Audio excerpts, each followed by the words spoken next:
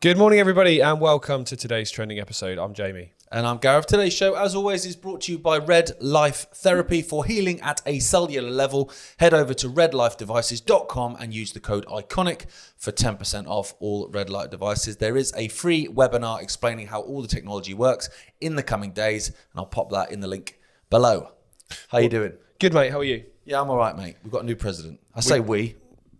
Not kind actually of is American. we, isn't it? The whole world looks to America, don't they, to take the lead? Yeah, it's funny because when you comment on Trump or on America in general and the presidency, that's what you get back. Yeah. Don't know why you're bothered, mate. You're not, and it's like, well, yeah, because actually, what happens there tends to happen here. It does, because America is a perfect example of like a testing centre for the cult and for their ideas. Hence why their culture, their food, their military, X, Y, and Z just seem to be exported around the world. And that and the fact, Jay, that if they declare war on someone, then we're with them. Well, yeah, exactly. Without a referendum. And we don't get to decide that as British citizens. Our soldiers are just there. No, and they've been at war for all but 8 years of their existence, or something ridiculous. Pretty impressive. But we're gonna have a quick chat about the inauguration, because I think it's an interesting one. There's a lot to unpack, so we'll only just touch on that because there's other things to cover today. But what were your initial thoughts on, firstly, the whole inauguration process in itself, when God loves America, basically, about 5 different priests shouting that. Yeah. The not touching the Bible, it was, the different bits and pieces like that. What's your initial take? There's probably quite a lot to unpack, and I'm sure people will, in the coming days and weeks, actually really start to analyse that inauguration, because they love symbolism. Yeah, the cult, they do. absolutely love it. It makes me laugh, and it's the same, because this isn't America bashing, it's the same as when you look at, King Charles being crowned. The coronation, and all that sort of stuff. It is just nonsense pomp. And I know some people love that because of the tradition, and I get that to a certain degree. But actually, if you look at where these traditions begin, they're not nice. No, they're normally dark. Yeah, they're normally dark. So it's, I'll be honest, I watched it. I had it on in the background while I was playing dinosaurs with my little one. And I did laugh at times. I've got to say, I chuckled at just the ludicrousness of it all. Well, yeah, you laugh at the whole ludicrous nature of how it's done, and you also look at the people that are in positions of apparent power, how thick most of them look. Yeah, there's a lot of faces for radio as well. There's a lot of faces for radio. How uninspired most of them are when they talk, and it just, to me, was another example of the haves and the have-nots. You've got this ridiculously massive chamber, all these multi-millionaires and billionaires lecturing people who are probably struggling to get by. On how they should behave, how they should live, and how God loves them, and it's their chosen country. Anyway, crazy. Yeah, but also, and it's the same in the UK. The amount of MPs that are millionaires, and if you actually look at their career, they came out of high school, they went into university, they studied politics and philosophy generally. Yeah. Then they did a little bit of working for a think tank, or maybe they did a bit of work experience at Goldman Sachs or something like that. And then they became a politician on 70, 80, 90 grand a year, depending if you've got a cabinet position. And then you look at them 10 years later and it's like, oh, hang on, Liz Truss is worth £7.5 million. Explain that to me like I'm 5. Well, yeah, and also alongside the money situation is none of them had a real job. So none of them can relate to real life experience, because none of them have real life experience. For example, we chatted with Bridgen a couple of weeks ago, which will come out this Sunday, which you chatted to with Bring the Fire. He was spoken about people in, business positions in the government have never built a business. They've never employed people. They've never created anything from nothing, which is exactly what the type of people that you want in those positions, because they understand, things to deal with. That's, I guess, why a lot of people look towards Trump and have done, because at least in theory he's been a businessman. His dad gave him a small loan of $1 million. But yeah, you're right. I mean, the days of the village elder, where life experience, been there, done it, get elevated to a position of decision making based on merit because they've been there and seen it. Those days are done. You've now got some spotty faced 24-year-old telling you how to run your life, and you're sat there as a 43-year-old saying you're having a laugh, mate. Exactly. I think there is an MP, a Labour MP, who's about 21, isn't he? The youngest one ever. But you're right, lived in experience and life experience, nothing is more valuable than that. No qualifications and nothing, no letters after your name. But to dive into the few things he mentioned in the speech, I think it's interesting, and one of which he's now done, which is pardon the January 6th rioters. Now, I know, we are very much on the same page, me and Gaz, that Trump is going to let everyone down. However, there will be some wins, because he will have to do some things. And I think the January 6th one was one that he had to do. Yeah. He had to come out and do that. And that's good. That's good that that's been done. There's a lot of people in prison that didn't deserve to be. And it's great that they've been released. Kind of reminds me a little bit of the Southport situation here, where there's people in prison for rioting. And I think that's kind of bought him a little bit of time, isn't it? All the MAGA lot are going, great, he said he was going to do this, he's done it, we're off to a great start. But I'll be watching him even closer now, because now he thinks he's got you on the side. What's coming next? Well, that's it. I mean, we said this yesterday, that we thought that as soon as he came in, he had these executive orders. He would dish out a bunch of really good stuff. Yeah. And when you're in this realm, ladies and gentlemen, there aren't that many wins a lot of the time, and so I think we should take them when we get them, for sure. Like you say, those guys being released, that's fantastic, great. Take that as a W, put that a notch next to that. But at the same time, be hyper vigilant about the fact that maybe that is just a distraction, or it's just it's a bouquet of flowers to distract you from the fact that there's a man hiding under the bed. Yeah, there is. And let's move on to another story involving this, because I think this is a really... This is why I don't know where that went. It came from a dark place. Right. Yeah, it was a dark place. There's an interesting story here, I think, to cover, which is the whole Make America Healthy Again. Because if you look at Trump's cabinet and you look at the people close to him and people he met with at Mar-a-Lago between winning the election and taking office, there's a lot of conflicts in terms of what Make America Healthy Again may look like.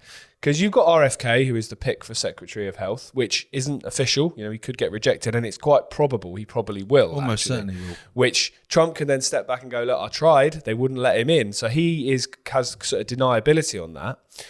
While at the same time, a couple of weeks ago, he met with Bill Gates. And we're going to play you a little video of Bill Gates now, which is he's talking about what was discussed in that meeting. I never met Donald Trump before he was elected.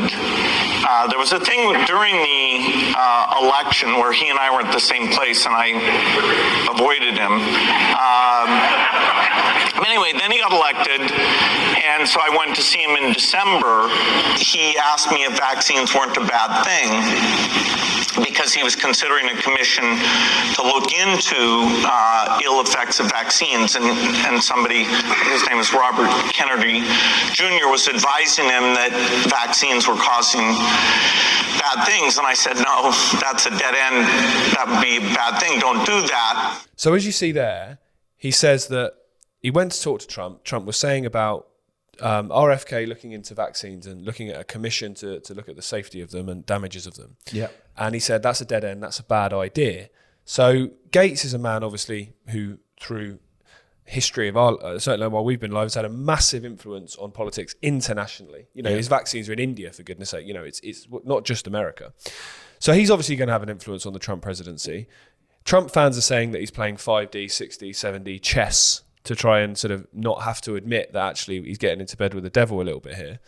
And then on the other side, you've got RFK, who doesn't claim to be an anti-vaxxer, just claims to want people to have more information, which is not where we sit, but it's certainly a better position than it is now. And then you've got a conflict with the vaccine, essentially the vaccine grandfather in Gates, who is responsible for all these vaccines all over the world, which have caused untold harm and birth defects within children. There's such a conflict that this is the area, I think, that he's going to let people down more quickly than others, is this health area. Potentially. I mean, there's the two huge statements essentially from Trump are about the Make America Healthy Again. I'm trying to remember when America was healthy. And also about the no Middle East wars, no American soldiers on foreign soil conflicts, that kind of thing. They're the two things that I think don't marry up with the people he's surrounding himself with. No, they don't. So, I mean, saying what you said there in terms of Gates, I mean, again, to use analogies, the fact that Gates is so involved in the vaccines, he's so heavily invested in the vaccines, he talks about it all the time. To be fair to Bill Gates, right, to give the devil some credit, he never lies about it. No. He's very open about the fact that he makes a shed load of money from vaccines. The fact that you would want to have an investigation into something and his reaction is that's a dead end. Bear in mind, there's never been one, so he doesn't know it's a dead end. In fact, he knows it's not a dead end.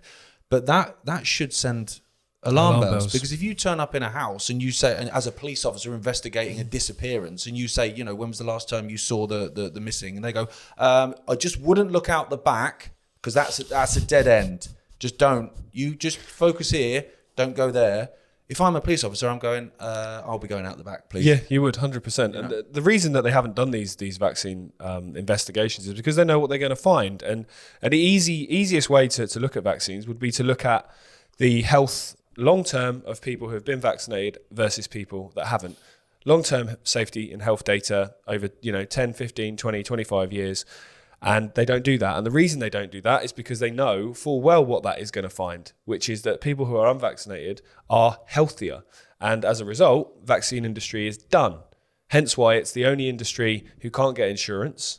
It's the only industry that's protected, where in healthcare, where it's protected, where the government pay out if there's a problem, not the vaccine manufacturers. Which means we, the taxpayer. Yeah, exactly. I mean, imagine if you said, apply that same argument to a car. Me and you built a car today. We went out and said, by the way, if you buy the car and the brakes fail, it's not our fault. Your local council's going to pay for that.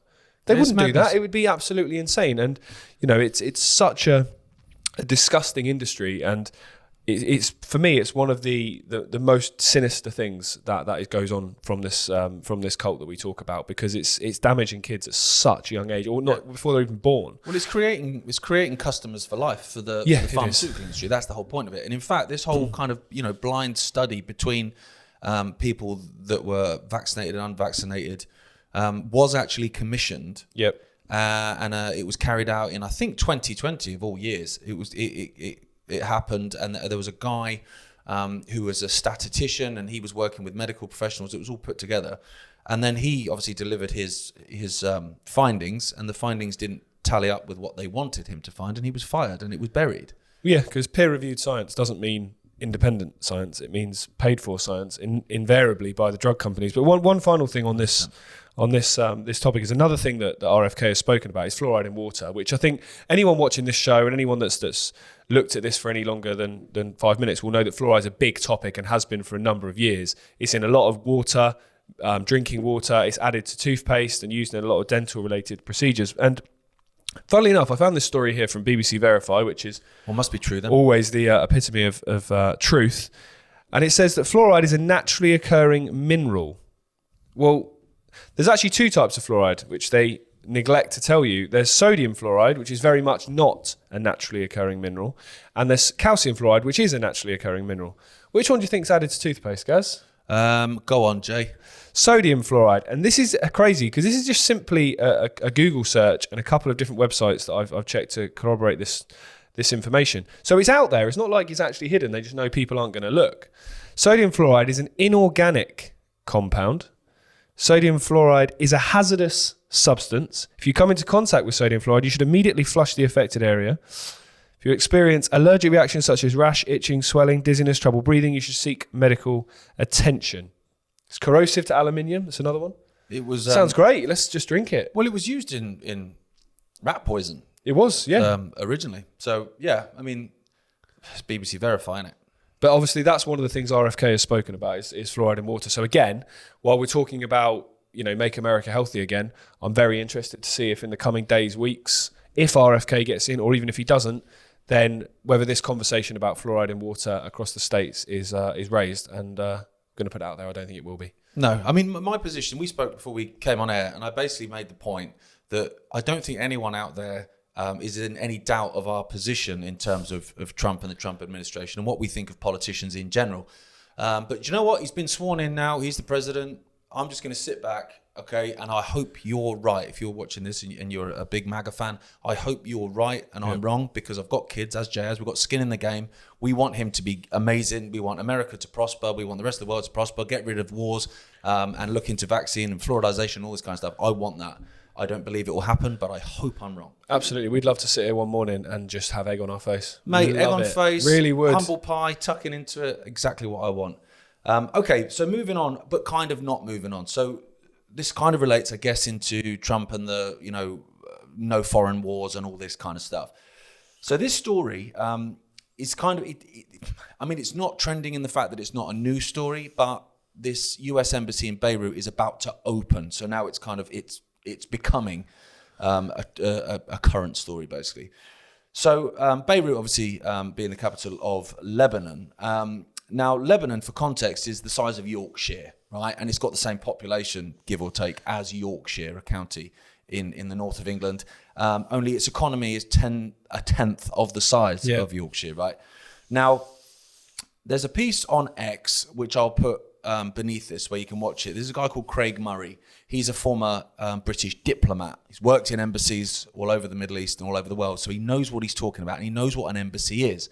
Now, the US are just about to complete on an enormous embassy in Beirut. Now, it's 44 acres, so 44 football pitches, basically in size, and it's got where are we? It's got massive fortified walls. It's got barbed wire. It's got detention centres built within it. It's got underground dungeons, and it's got tunnel access to the Mediterranean, so you can get people in and out whenever you want. Basically, it's got helicopter pads. I think it even has a runway or something like that. It's enormous, right? And when you see it in this video that we'll link to at the bottom, honestly, it's absolutely enormous. Now, I don't know that much about embassies. Why would I? I've never worked in one, but Craig obviously has. Now, he was making the point that the US-UK embassies, so obviously the US embassy in London and the UK embassy in Washington, DC, are hella busy embassies because,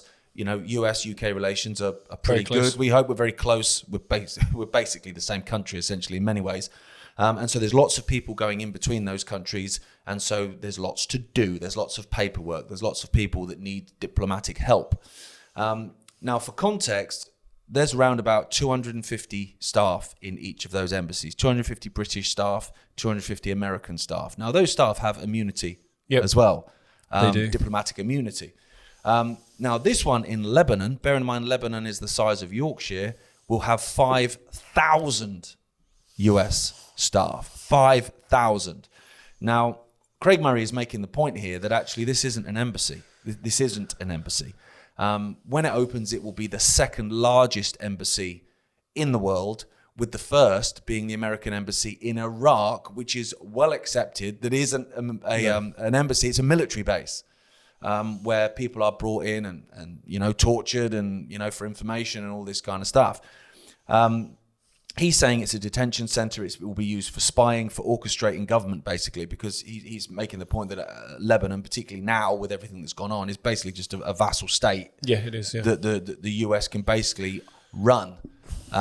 So I'm looking at that and I'm thinking, okay, how does that align then with, no more foreign wars and no more escalations in the Middle East? We're going to concentrate on America.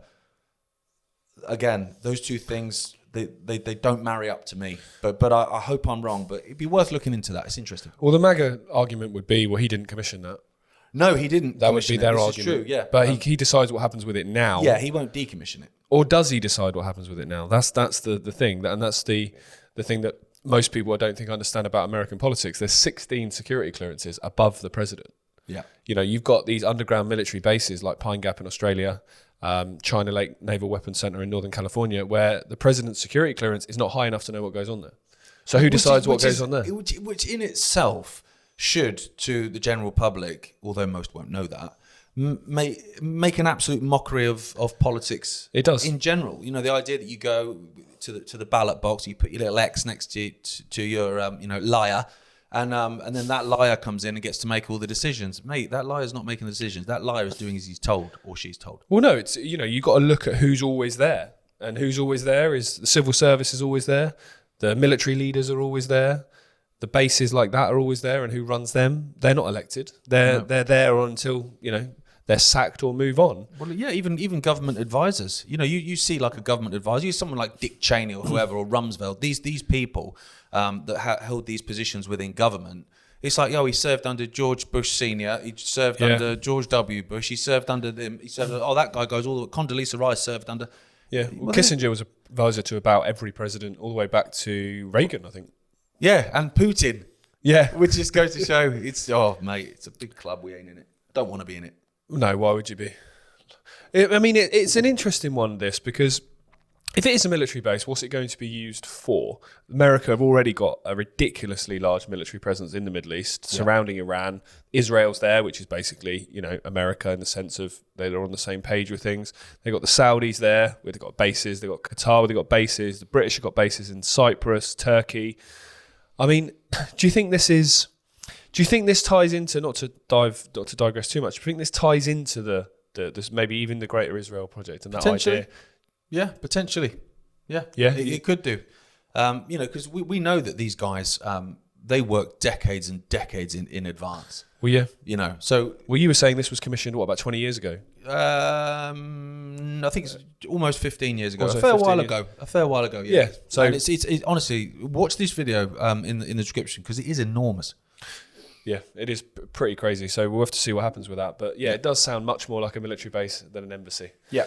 And if it is a military base, why are you not saying it's a military base? Why are you saying it's an embassy? Because as you made the point, the US has got military bases all over the Middle East. So why lie about it? Well, yeah, there's probably something more sinister about this than, just an airbase, isn't there? 100%. What's going to go on? The interesting thing that you read out that was the access to the Mediterranean Sea. For me, that was really a big kind of, hang on, why would you need that? And you make a good point. You could bring people in, you could bring people out, you can, do all of that without anyone being any of the wiser. Yeah, well, you can comfortably make people disappear. Yeah, or easily. Well, they do that anyway. But okay, right. Makes So moving it easier. on then, Jay. Yeah, so this is a story from overnight. Yesterday was the trial for the Southport killer here in the UK, which has been, I think the sentencing has been pushed back a few weeks. I'm not even going to try and pronounce his name. I was going to see if you were going Axel to try and say it. Rudakubana. I actually think I've done all right there. Good effort. So obviously everyone watching will understand and know the story. Earlier last year, he walked into a dance class, Taylor Swift themed dance class up in Southport, and murdered 3 young girls and attempted to murder a lot more, and was interrupted by some members of the public who were very brave and managed to stop anyone else getting seriously hurt. Now, immediately there was a real public backlash. Immediately there was calls to basically, who is this guy? What is he? What's he stand for? And so on. Immediately, within minutes, it felt like it was put out that this is not terror related. Well, what's the definition of terrorism then if it's not that? And as a result of essentially the wall of silence, people came up with their own conclusions, and those conclusions weren't far off what has actually happened. And as a result, there was widespread riots across that started in Southport and then went into other areas of the country. And it was basically pitching Muslims against the sort of indigenous white race of Britain, wasn't it? That's essentially what happened. And there was a lot of violence in over, I think, about 40 towns, and a good few people are in jail as a result for things like tweets, for things like violence, things like shouting at the police, and so on. Anyway, it came out not long after that this guy was known to the police. He had connections to Al-Qaeda training manuals and so on. So basically, people's initial thoughts that this was a migrant was correct, and you were a racist if you said that. And they tried to paint this picture that this was just a young Welsh lad, and put up a picture of him when he was like 8 years old as the picture they put in the press when he was named. That you're looking at this 8-year-old kid thinking, oh, it's just an 8-year-old kid. Whereas he's clearly not that kid, is he? He's just committed all of these things. It was all very, very manipulated from the start. But this story's just come out overnight surrounding his father. So his father, supposedly, right, stopped him from going to his former school that he'd been expelled from with a hockey stick to go and obviously cause violence and so on at his former school. He booked a taxi under a fake name to go to that school. He then booked a taxi under the same fake name the day he committed the attack to go and do this. He was referred to the government's counter-terrorism prevent scheme, which we'll talk about in a second, 3 times between 2019 and 2021 over his general obsession with violence.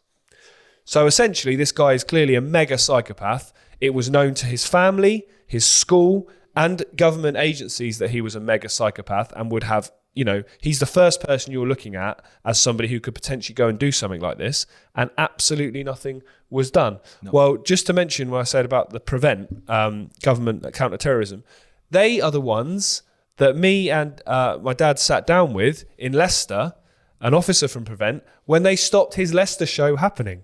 Based on terrorism. Based on counter-terrorism. So they're stopping us at the time, 68-year-old man from speaking in his hometown, which we did anyway, and it was fine, just at a different venue. But this kid, nothing. Yeah. It's one of those things. Every single time these things happen, the first thing you check, and it's the same in the US, were they known to the FBI? Were they known to the CIA? Were they known to MI5, MI6, counter-terrorism? Yes. 100% of the time, yes.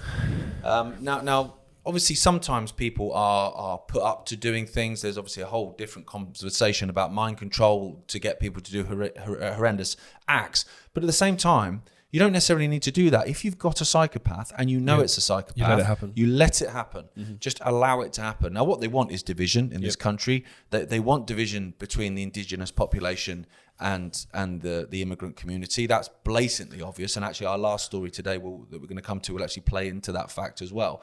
So when you've got someone like this kid, I don't know how old he is now. He's 18. 18. To me, that's still a kid. But to allow him to do this. And also there's a whole nother conversation about how his family were allowed to settle here and Starmer's involvement in that when he was working as a human rights lawyer. There's a lot more people with more knowledge than me about that. One of those people being Nigel Farage, who's come out publicly a few times saying if people knew, then oh my goodness, well tell us then, Nigel, and then we will know, because there's a lot more to it for sure. But he's obviously just been allowed to carry out this act. He's been allowed to do it. And I think, to go full circle back to what we were talking about in the last story, where, governments may change, but people in positions of the civil service and militaries and police stay the same. Labour are obviously in now. The Tories were in. Labour had just come in when this attack happened, just a few weeks after. The people that were in charge in 2019, 2021 of those local authorities, people in the police, people that were in Prevent, a lot of them are probably still in that position now. Yeah, so shouldn't be. People that knew he was there, people that may have been involved in the initial, reporting that this guy was, a potential danger to the public, are probably still in those positions, probably promoted from where they were, tends to happen. So if there is an inquiry, if there is a conversation, as Yvette Cooper, the Home Secretary, has called for, independent answers needed from Prevent and other agencies that came into contact with him, like we've said previously about the grooming gangs, if those people are still in positions of power, those investigations aren't going to be particularly fruitful, are they? Because they're not going to throw themselves under the bus. Yeah. And at the same time, you've got people in jail for tweets. As we mentioned yesterday, you've got people getting visits from the police for tweets and things they've said online. And you've got violent psychopaths. Forget the colour of his skin. Forget where he's from. He's a violent psychopath. Walking the streets when people know they're there and it's being allowed to happen. So for me, I don't think it's extreme to say anyone that came into contact with this guy, anyone that knew what he was doing and knew that he was a danger to the public and did nothing, the girl's blood is on your hands, guys. And I think we need to make sure that there isn't so much pressure put on this that this can't happen again. Yeah, I'd like to know as well how many people further down the pecking order within the civil service may have wanted to escalate this, and may have escalated it, and it goes up to the top, and it goes up because obviously everything's compartmentalized. It goes up to the next level. Oh no, sorry, decision from above is ignore it. I'd like to know that. Yeah, anyone that was in a position of power to do something about this and didn't, then. But like you say, in terms of an independent inquiry, I mean, they like to say the word independent. When you actually look into it, they're never actually independent at all. You generally find that you're trying to ask someone to mark their own homework, basically, and they don't mark it accurately often because that would throw themselves under the bus. You never did yours, did you? I never did my homework, no. So, so the final story today links into this in a way that we're saying, they want division. They want us separated because at the end of the day, if you get all the population together, all creeds and all colours, all sexualities, all religions, whatever, the 99%, you get us all together and then we look up and we go, do you know what? Let's just ignore our fault lines for now. Yep. We don't get on. You're quite annoying, but I'm going to ignore it for now. It came out quite aggressively. Because actually our bigger fight is these guys. So let's deal with them. Yeah. Let's deal with those that are basically manipulating everything and destroying all of our lives. Let's deal with them and then we can go back to arguing about football later. Yeah, that problem's bigger than this problem. Yeah, exactly. Yeah. And during COVID, we saw that happen. We saw people take to the streets of all different creeds and colours and all different nationalities. And actually people that you'd put together and you go, I'd never put those guys together. And normally you wouldn't, but because there was a common threat, there was a common enemy, they came together. Yep. And that terrifies the status quo. So they need to keep us divided. So this story it was everywhere, to be fair, yesterday.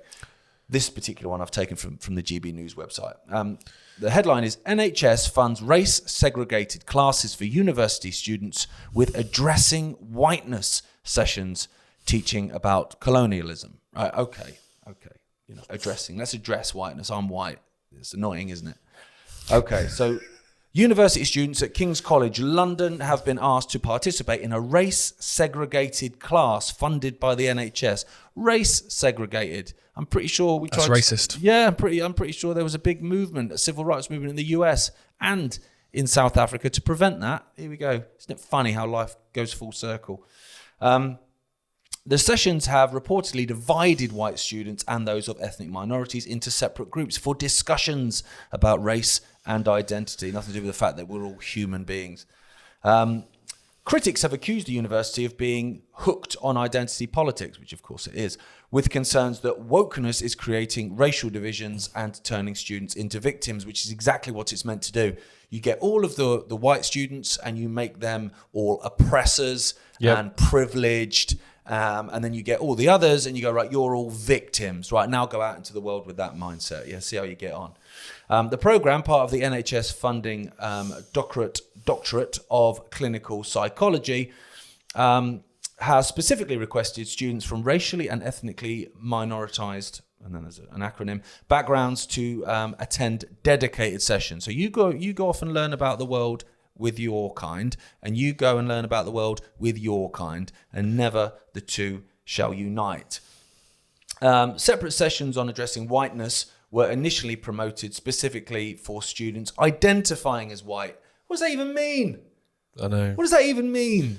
So actually, I can go to whatever session I want. I'm sorry, I'm sorry, I am African American. Sorry, I'm going to go into that session then and learn about how I've been oppressed. However, KCL changed the wording after being contacted by the Sunday Telegraph. I think it was the Sunday Telegraph that actually broke the story. A source familiar with the teachings claimed that the Addressing Whiteness course teaches white students that colonialism, easy for me to say, is their responsibility. I've got a 3-year-old and a 6-year-old daughter. They're both white. Is it their responsibility then, is it? Okay. And that they must personally accept and correct their ancestors' mistakes. Okay, there's so much to dive into here. Are you having a laugh? Well, our granddad pulled 3 people out of a burning plane during the war and saved their lives, so we're all right. Yeah, absolutely. Yeah, but they were white probably, so probably not. That's true, yeah. So actually, he's done more harm than good, hasn't he? So let's start easy. Correcting mistakes. Colonialism was wrong. Segregation, ironic given that comment, was wrong. Racism of any kind and discrimination of any kind is wrong. Is the world the same now as it was in those days? Do people today, me and you, and younger generations and older generations of white ethnicity, do they have the same attitude people would have had 100 years ago? Absolutely not. So in terms of addressing ancestors' mistakes, I'm pretty sure that's not a bad start. I'm pretty sure it's already happened. It has already happened. Just take, for example, I remember, Dad telling us these stories about football back in the day in the First Division. When there was a black player, it was like an event. And, we've been to games in Eastern Europe where they're still chanting at black players. It's absolutely incredible. It's like bizarre to watch. It was so confusing. Think, well, what the hell is going on? So that was common practice everywhere. Now, majority of players in the Premier League are black, and you've got that doesn't happen. So the idea that things are as bad as they've ever been, all that does for me is downplay what people would have gone through. Exactly, 100%. And it's disgusting. Anyone that's sat here today saying racism is the worst it's ever been, go back to the 40s in America and see how you get on. It's really not. Is there still work to do? Of course. But then you don't delete discrimination by just reversing it and making it discrimination against people who are white. That doesn't work. In the same way that the LGBT lot, you don't delete discrimination by making it against people who are straight. It's learn from your mistakes. How about we all just get on? We all bleed the same colour. How about we all just get on? And as Gaz said a minute ago, fault lines put down, accept that we might all look a bit different. We might all think a bit different. We might like different people and different things, but that's all right. The world would be pretty dull if we all thought the same. Yeah, and I think, to be honest, if you get most people, the overwhelming majority of people, without these people above them, the puppet masters manipulating with all this nonsense, they would get on. Yeah, they would. Most people do get on. They would. That's been the story as old as time. You look at the First World War, where they go, do you know what? Let's stop blowing the hell out of each other and shooting each other and murdering each other. Who fancies a game of football on Christmas Day? Yeah, let's all play football like mates, which they did. And then someone else above them went, oh, we've got to go back to killing each other now. And instead of people going, well, actually, I've just played football with this lad and I got on really well with him. I actually don't want to kill you now, mate. No, exactly. People went, oh, okay, yeah, all right, I'll go back to my trench and start shooting people again. And this is the thing. This is this manufactured division. Anyone that says that Britain is a racist country is a liar, period. And anyone that says that racism is worse than it's ever been is either a complete moron or completely ingenuous, because it's not true. No, it's not true. It's absolutely not true. It's an industry, actually. And that's where you get your likes of Lammy and these sort of types of people. They play on it. That's their whole thing. And this is what annoys me with this whole identity politics thing. You know, I'm a black, oppressed, blah, blah, blah, blah, blah, left-handed, disabled, transgender. All right, okay, I'm Gareth. Yeah. Nice to meet you. Like, we don't need to have any of that nonsense. Exactly. Martin Luther King's comment is more appropriate than ever. Content of your character, not the colour of your skin. Content of your character is what every single person should be judged on. How do you behave? How do you treat the people around you? How do you conduct yourself? What do you bring to society? That has got nothing to do with the colour of your skin. That is entirely your decision, what you do. You know, whether you choose to be a positive force, whether you choose to look after the people around you, or whether you choose to be like this kid in Southport and be an absolute psycho and completely destroy other people's lives. That's got nothing to do with the colour of your skin. That's to do with your character. And okay, culture and your education and surroundings that you're born into may influence that, of course, but it's still ultimately your decision.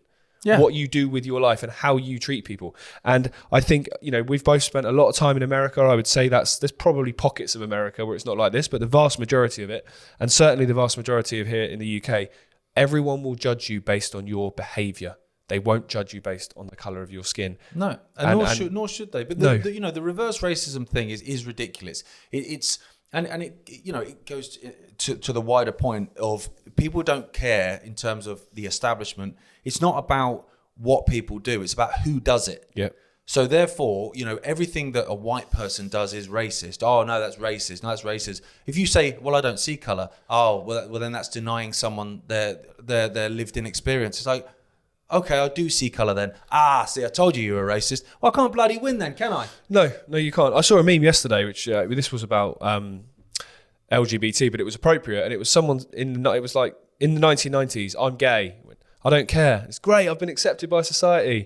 2025, I'm gay. I don't care. You're denying me my right to be who I am. It's like, just be who you are. If no one, you know, just get on with it. Why do people need to, you know, why do we need to go so over the top with, you know, putting this in people's faces? And as you say, manufacturing division. We know the establishment are going to try and manufacture division. We know they want to do that for a reason.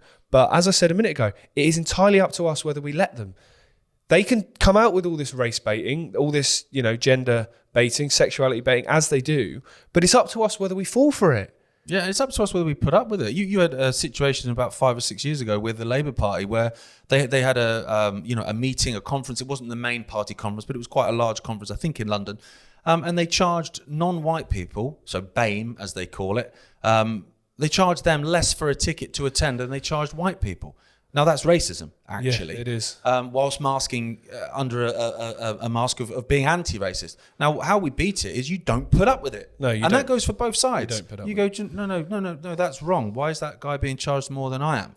Yeah. It's not fair. And fairness is how we win this. We're just fair to each other. Yeah, absolutely. And the easiest way to describe it is there's people of every ethnicity, every sexuality, every background, every single colour and creed you can think of that are doing really well in life, that are going about life and just getting on with it, and there's people that are struggling, and there's also some really lovely people and some real arseholes in every single demographic, in every single country that you can think of. So judge people by their behaviour and how they treat you, not by some preconceived idea that's been given to you by the establishment that just thrives on manufactured division. 100%. Let's be mates. Let's be mates. We have a lot more in common than we have that separates us, and I think if we start the conversation with what do we agree on, rather than what divides us. And as you mentioned there, I'm this, I'm that. When you meet someone, immediately you're putting fault lines up. You know, I'm Jaymie, I'm Gaz. How are you today, mate?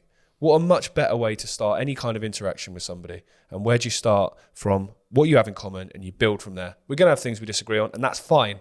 That's fine. We can disagree, but we can also look at what we agree on, which I guarantee, when we break it down, is a hell of a lot more than we disagree on. 100%. And I've said it for a while. And you know, if you take the biggest conflict basically that's going on, so to take what's going on in Gaza, if you took a Palestinian and you took an Israeli and you put them in a room and you had a conversation, they will have more in common with each other than either of them will have with either Hamas or with the Israeli government. 100%.